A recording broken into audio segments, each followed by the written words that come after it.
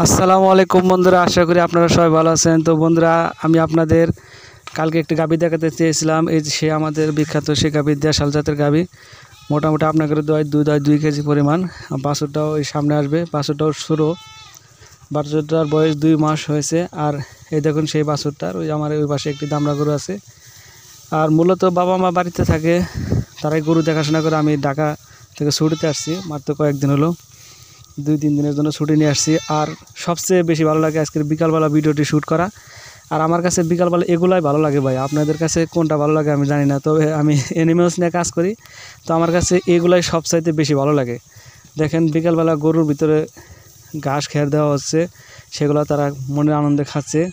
আর এই যে পাশে দেখেন আমার যে 4-5টা ছাগল আছে, সেই ছাগলগুলা যদিও ছাগলের ভিতর থেকে 2টা বিক্রি করা হবে, তারপরে আবার ক্রয় করা হবে। এই যে ছাগলকে খাবার দেওয়া হচ্ছে আর ছাগল সেগুলো খাচ্ছে। তো আজকে আমি কিছু খ্যারের কাজ করলাম, এই আটি ছিল সেগুলো বারান্দায় রাখলাম, আর বড় পালা দিছি, সেগুলো আপনি সামনে দেখতে পাবেন। তো আমার কাছে ভাই গ্রাম অঞ্চলে এগুলাই সবচাইতে বেশি ভালো লাগে।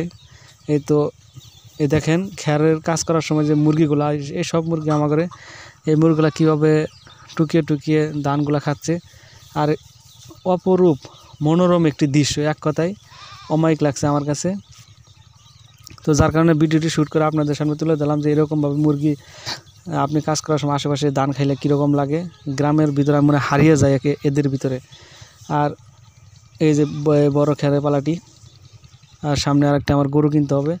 আর এই যে বিকালে ছাগল সুন্দরভাবে ঘাস খাচ্ছে। তো বন্ধুরা, আজকে আমি বাঘসিংহর ভিডিও না, আজকে আমার গ্রামের বাড়ির ভিডিওগুলো আপনাদের দেখাচ্ছি। তো আশা করি আপনাদের সবাই ভালো লেগেছে। আর এই সমস্ত ভিডিও চাইলে আপনারা অবশ্যই আমার চ্যানেলটি সাবস্ক্রাইব করে পাশে থাকবেন এবং অন্যদের মাঝে ছড়িয়ে দিবেন। এই মূলত আজকে এই পর্যন্ত। আসসালামু আলাইকুম, সবাই ভালো থাকবেন।